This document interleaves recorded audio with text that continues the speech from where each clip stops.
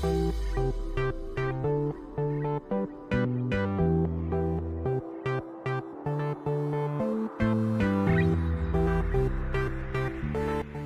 Friend, સ્વાગત છે તમારું મારી ચેનલ આ પિન્ટુ કિચન રેસીપીમાં। ગુવાર અત્યારે માર્કેટમાં આવી ગઈ છે ઉનાળા સમયમાં, અને હું તમારા માટે આજે કાઠિયાવાડી ગુવારની એકદમ મસ્ત રેસીપી લઈને આવ્યો છું। ખરેખર મેં તો બનાવી, બહુ જ મજા પડી, પણ તમે ચોક્કસથી આનો એકવાર ટ્રાય કરજો, અને જો તમને ગમે તો જ વિડીયોને લાઈક કરજો અને ચેનલને સબસ્ક્રાઇબ કરજો। તો ટાઈમ ના બગાડતા આપણે સ્ટાર્ટ કરીએ આપણી કાઠિયાવાડી ગુવારની એકદમ ટેસ્ટી રેસીપી। ત્યાં મેં 250 ગ્રામ ગુવાર લીધેલી છે। આપણે ગુવારનું મોટું કટિંગ કરવાનું છે, આ રીતે મોટું કરવાનું, કારણ કે આપણે ગુવારને પહેલાં બાફી લેવાની છે। આપણે રોજમાં તો ડાયરેક્ટ આપણે ગુવાર વઘારીએ છીએ, પણ તમે આ રીતે એક વખતે શાક બનાવશો તો ખરેખર તમને ડિફરન્ટ લાગશે, અને ઇન્ગ્રીડિયન્ટ પણ જે આપણે યુઝ કરવાના છે એકદમ ઓછા, અને મજા પડશે શાક ખાવાની। તો આ રીતે જો મોટું કટિંગ આપણે કરીને હવે આને કુકરની અંદર બાફી લઈએ। તો કુકરમાં મેં 1 ગ્લાસ જેટલું અહીંયા પાણી એડ કર્યું। સ્વાદ અનુસાર થોડું મીઠું નાખીશું, અને આપણે આ ગુવારના ભાગનું જ આપણે મીઠું એડ કરીએ। અડધી ચમચી જેટલી હળદર, અને આપણી ગુવાર જે કટિંગ કરેલી છે એને એડ કરી સારી રીતે મિક્સ કરી ઢાંકીને આપણે અહીંયા લો ફ્લેમ ઉપર એક જ સીટી મારવાની છે, કારણ કે જો તમે વધુ સીટી મારશો તો ગુવાર આપણી એકદમ જશે।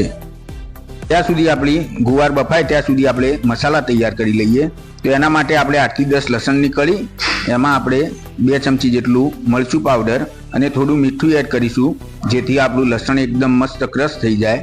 અને આને પછી આપણે એક બાઉલની અંદર નીકાળી લઈએ। પછી આ ખાંડણીની અંદર આપણે સેવ લઈ લઈશું। જો તમારી જોડે સેવ ના હોય તો તમે ગાંઠિયા પણ લઈ શકો છો।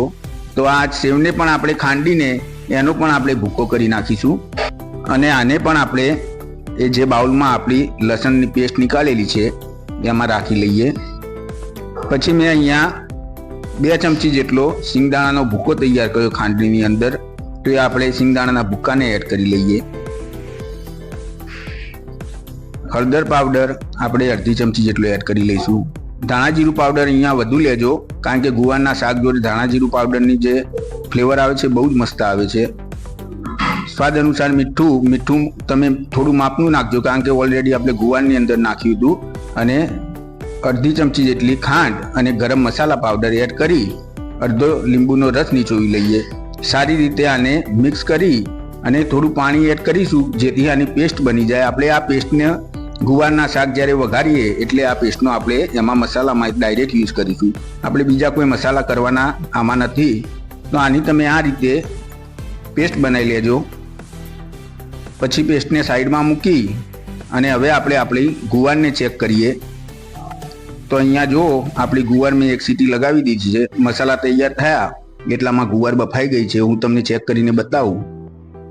અહીંયા આપણી ગુવાર એકદમ મસ્ત બફાઈને તૈયાર થઈ ગઈ છે। તો જો તમે એક સીટી મારશો તો આ રીતે તમારે પણ તૈયાર થશે। આને ગળણીની મદદથી આપણે પાણી નીકાળી લઈએ, અને ગુવાર પછી એક બાઉલની અંદર આપણે બધી નીકાળી લઈશું। હવે આપણે ગુવારના શાક વઘારવા માટે તૈયારી કરીએ। તો એક બાઉલની અંદર 3 થી 4 ચમચી આપણે તેલ લઈ તેમાં રાઈ, જીરું અને હિંગ નાખી લઈએ। પછી થોડો આપણે અજમો પણ સાથે એડ કરી લઈએ। તો અહીંયા જો અજમો એડ કરી લઈએ, આ સતળી જાય એટલે તરત જ આપણે પેસ્ટ એડ કરી લઈએ। પણ પેસ્ટ એડ કરતાં તમે ખાસ ધ્યાન રાખજો, પાણીનો ભાગ છે તો છાંટા ઉપર ના ઉડે, અને ધીમે ધીમે કરી પછી આપણી બધી પેસ્ટ એડ કરી અને એને સારી રીતે આપણે મિક્સ કરી લઈશું। જો તમે અત્યારે ખાલી લુક વાઇઝ પણ કેટલું મસ્ત શાક આમ લાગે છે, તમે ખરેખર આનો ટેસ્ટ પણ એટલો જ બહુ જ મસ્ત આવશે। પછી આને ઢાંકીને આપણે ચડવા દઈએ। થોડી વારમાં જો તેલ છૂટીને એકદમ ઉપર આવી ગયું છે, એટલે આપણા મસાલા અહીંયા ચડી ગયા। તો હવે આપણે થોડું મરચું પાવડર એડ કરીશું, જેથી કલર પણ આવે। મેં અહીંયા કાશ્મીરી લાલ મરચું એડ કરેલું છે, કારણ કે ઓલરેડી તીખું મરચું આપણે એડ કરેલું હતું। હવે આપણી બાફેલી ગુવારને પણ એડ કરી લઈશું, અને હળવા હાથે આપણે આને મિક્સ કરવાની છે, કારણ કે બાફેલી ગુવાર છે જો તમે ઝડપથી કરશો તો તે ભાગી જશે અને ગુવારની શાકની મજા નહીં આવે। થોડું પાણી એડ કરી અને આને ઢાંકીને આપણે પાછા 2 થી 3 મિનિટ ચડવા દઈએ, જેથી પાણી આપણું બળી ના જાય। જો અહીંયા આપણી ગુવારનું શાક કાઠિયાવાડી એકદમ મસ્ત તૈયાર થાય છે, અને લાસ્ટમાં જો એકદમ તેલ છૂટીને ઉપર આવી ગયું અને આપણી કાઠિયાવાડી ગુવારની શાક એકદમ મસ્ત તૈયાર થઈ ગયું. તમે ખરેખર બનાવજો આ શાક. તમે રોજ જે ડાયરેક્ટ વઘાર કરો છો એના કરતાં એકદમ ડિફરન્ટ લાગશે. છેલ્લે કોથમીર એડ કરીએ અને આપણે ડીશને સર્વ કરીએ. તો મેં અહીંયા મસાલા ભાખરી બનાવી છે અને કાઠિયાવાડી શાક છે તો છાશ તો જોઈએ જ. તમારે જો મસાલા ભાખરીની રેસીપી જોઈતી હોય તો મને કમેન્ટ કરીને જરૂરથી કહેજો અને તમે એકવાર ચોક્કસ આનો ટ્રાય કરીને મને કમેન્ટ કરજો. અને જો વિડીયો ગમ્યો હોય તો ચેનલને લાઇક શેર સબસ્ક્રાઈબ કરી સપોર્ટ કરવાનું ભૂલતા નહીં. તો મળીએ નવા વિડીયોમાં. Bye bye. જય શ્રી કૃષ્ણ.